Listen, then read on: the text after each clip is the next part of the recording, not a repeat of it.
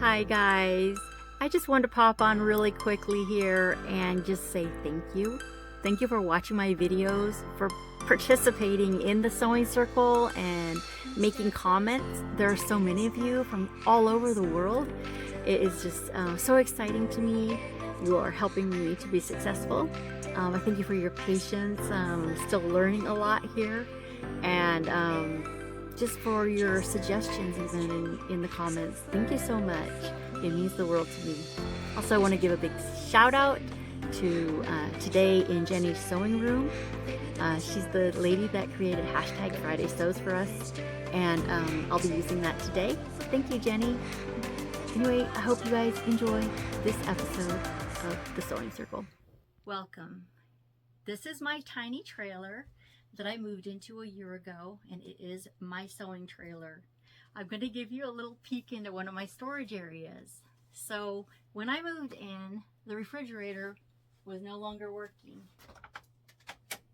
I now use it for my fabric. Wow! The fabric just gets to chill out right here in my fridge.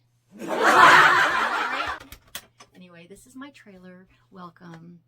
Today we're going to talk about the things that I got made for fall this past week. So I'm really excited because there is a top that I made last fall, and it is McCall's 8144. I made View A, which is a cropped top. This is her. She has a very long gathered sleeve. Actually, it has these darts in it that go into a very thick, wide cuff, as you can see. This one is, like I said, is cropped and has a one-piece built-in cowl type neck. So this is a seam that goes all the way up the front, and it's flipped in. It actually goes all the way up here and creates this lovely cowl neck. It couples so well with a little jacket, sweater, slacks, skirts.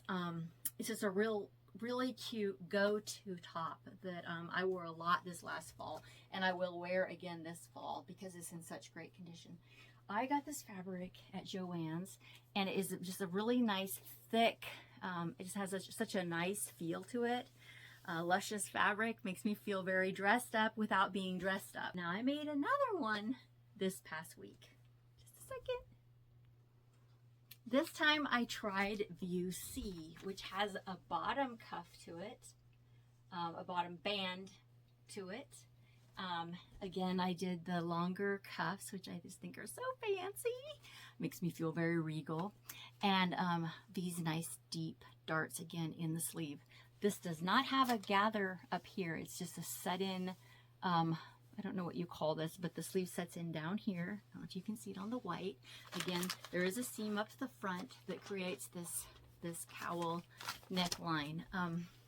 Anyway, I really like it. I think it'll be really cozy on those cold days this fall and winter when I feel like getting dressed up but not having to dress up.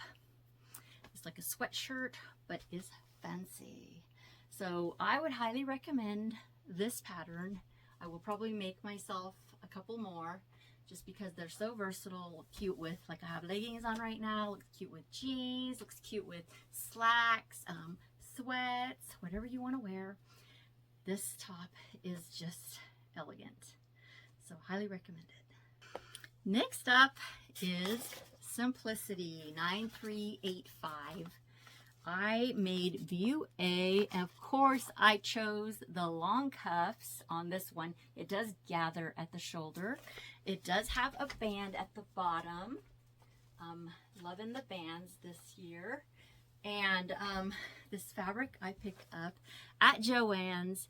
It is a little bit on the wild side for me, but I love a good purple, and I will be using this fall as I work from home. Maybe out around the fire pit making s'mores. I just think it's really cute, really comfy. This is kind of like it feels almost like a thermal top, but it's actually it's a ribbed print in tie-dye. So I'm really happy with it. I think it's gonna be so cute. I love making a me-made wardrobe, and having it to wear, it makes everything you wear just feel extra special. In last week's video, I asked you guys which garment I should make first for my haul, and it was unanimous that everyone was interested in seeing the green sweater made up. So that's what I've been working on this week. I just finished this sweater yesterday, and I'll be sharing some of the construction of this in this video. This is the results of my beautiful sweater. I'm so pleased with it. It was, I would say it was a pretty basic sew, maybe not a beginner's knit sew, but definitely not on the harder end of things, especially if you follow some of my tips and tricks on how to make this garment turn out with a sweater knit that doesn't stretch out while you sew it. So just a minute, I'll put this on for you. I'm really excited about this one. I love it. I love the color. I love the fit. I went with the bigger chunky buttons. I have not tried it on with this particular shirt, so I don't know how this will look, but I'm loving it. It's very nice and boxy. Some of the points I would give you for construction of this is to use masking tape, or Scotch tape, I guess you would call it. I like to use the gift wrap tape that is not shiny.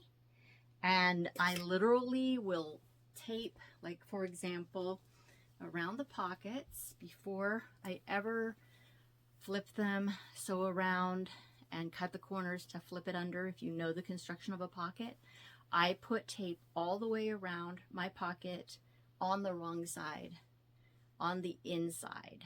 And I will then do the sewing all around it, trim, flip it in, and press it like that. So my pocket actually has tape in it, but because it's sewn in place, and I will not be drying this garment, I will only wash it and lay it flat, it will be fine in there. I did the same all along the neck band here that goes all the way around to the button and buttonholes. I use tape. I use tape along the bottom of this seam. So before I ever seam anything, I lay tape on the fabric, press it on with my hands, flip it up for the seam, and top stitch it. And that keeps the fabric from moving while we're stitching, stretching out, and makes the garment have a very clean, crisp look. I do that also around the cuffs here. And as you can see, everything stayed very much in place. So I'll show you more about that here.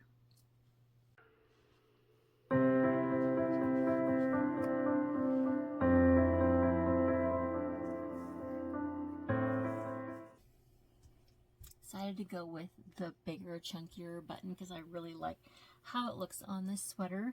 I have my little pack of chalk markers. If you've never used these, they're just little wafers of chalk, which I love. And my way of creating a buttonhole is I have used the pattern here where it shows, where is it? The markings, these markings for the buttonholes. And I place my buttons in those spots on the sweater.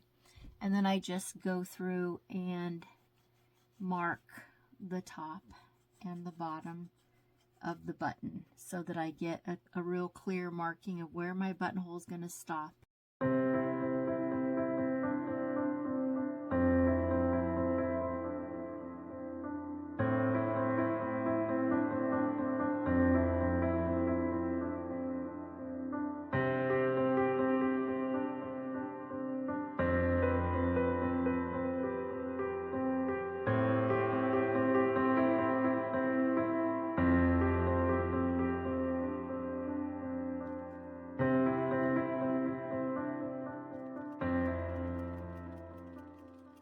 This is fray check.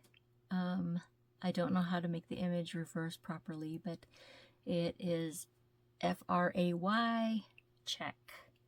And I love using this on buttonholes and things that might come unraveled